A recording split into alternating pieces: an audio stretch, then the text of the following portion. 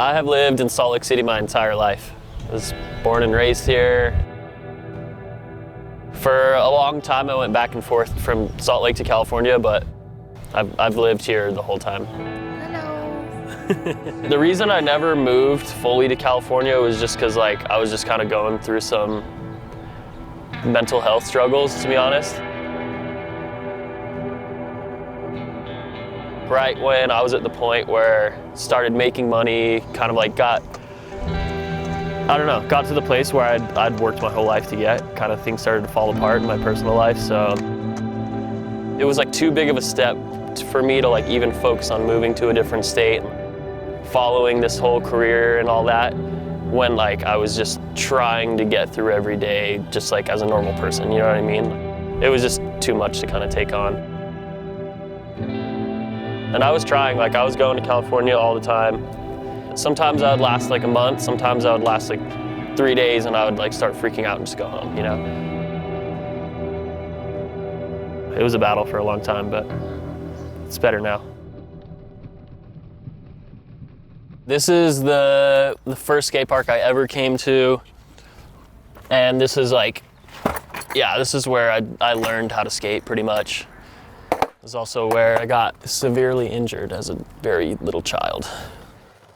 I don't know, I was just cruising back and forth in this little mini ramp area, and he was hauling ass around the bowl, and he hit me, lacerated my spleen, and I was in the ICU for a week as a little kid. My parents didn't ever leave me at the skate park when I was a kid. Kind of grateful for that now. I would come to the skate park, but I was so scared of getting hit again that I would make everybody in the whole park stop. I would yell at everybody stop, stop, stop, stop, and then I would roll in and cruise around. And then I started skating with my cousin for kind of the summer, and then he quit skating actually, but by that point I was just totally hooked, and I kept skating from there, but it was almost over for me.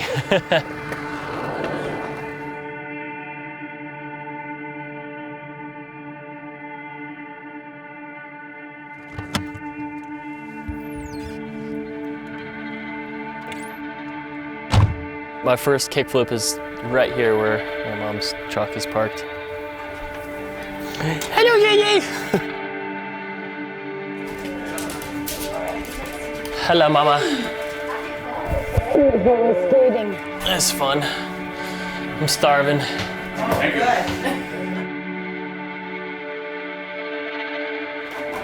Thank you. Dang, so much stuff. So many years.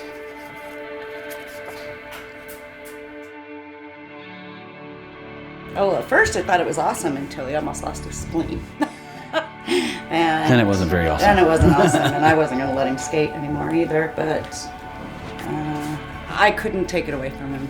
He loved it, so I just patted him up extra. Once I started again when I was 8, I feel like the summer that I was 8 years old, I progressed really fast. I think I was just one of the only kind of little dudes here in Salt Lake that was skating like that, and so people started to just hook me up kind of rep flow and stuff.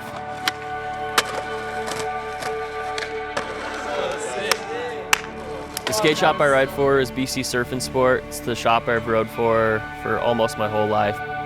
Those guys have supported me through everything. How are ya? Good, how are you? Chilling. BC was also my first job. My parents kind of got on me about having a job and everything, so these guys hooked me up. Yeah, you got paid to sit and watch skate videos. Grip a couple boards here and there. Oh, that's his when he got on the team. That's his first skateboard team. Yeah. Every year when the Do Tour used to be a series, there was a stop in Salt Lake, and Chris Ortiz and Andrew Cannon, Anthony Shetler, they all stayed in Salt Lake after the contest, street skated, and just let me come hang out pretty much. That week kind of changed a lot of stuff for me, because that was when I back 3'd the 6 block, and I did the first backsmith back 3 kickflip that I had done, and Ortiz shot both of those. And right after that week, Diet hit me up and was like, yo, send me all your footage. I'm gonna send it to Chet right now. Not even a month after that, those guys all showed up at my door with a cake and smashed it in my face and all that, like welcoming me to the team. I rode for Darkstar for 3 years, and honestly, like, I had the best time. I looked up to Diet so much that, like, when he hooked me up with that, I was stoked. Decenzo and Lutzka, and like, those were some of my favorite skaters as a kid. Almost eventually ended up offering me to get some boards, and I went with that. It was kind of a tough transition to go from being like on a team, like talking about turning pro and all that for Darkstar, to kind of like starting over, but it's all good. It's all part of it.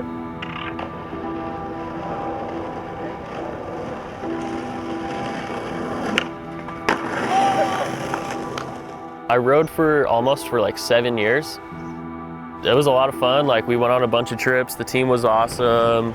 They turned me pro, which was like, you know, my lifelong dream. I like this one. That will never leave here. That whole moment ever.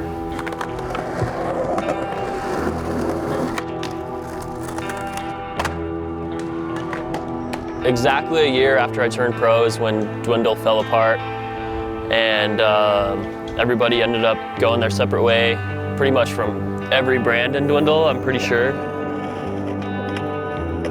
That was a bummer for me because I had just, like, you know, skated for 20 years, like working towards this goal to become a pro skater, and it finally happened, and then it kind of all fell out from under me. And then honestly at that point didn't really plan trying to like get another board sponsor or anything like that. Like, I kind of thought it was over.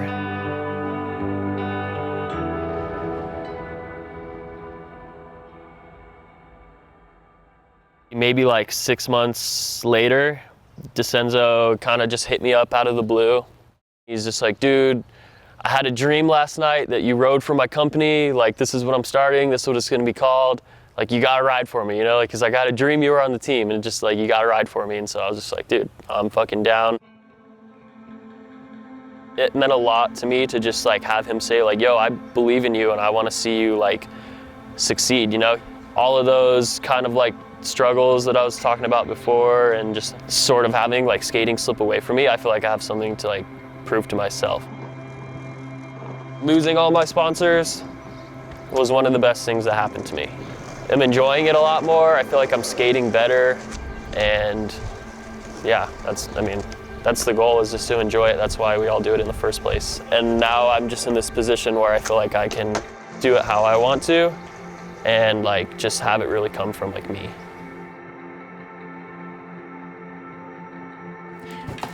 He just makes me proud all the time, but I actually think Tyson's one of the most genuine people. And I hear it a lot, so I'm always proud. People come up to me all the time, tell me I raised a great kid. So yeah, I'm super proud of that. Awesomely proud. And that's what makes me most proud of him too.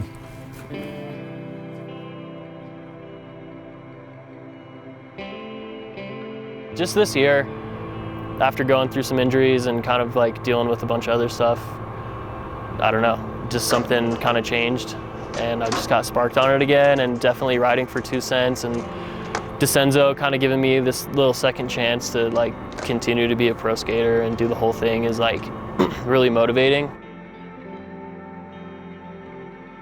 I just kind of lost, I feel like, the reason that I was doing it, and like lost a big part of like my own authenticity of my own skating, and just was way too worried about what everybody was thinking, or like people getting in my head and telling me shit, and just letting it get to me way more than I should have. But I'm kind of glad I went through all that shit now, because now I just like truly don't care, and I'm just gonna do my own thing.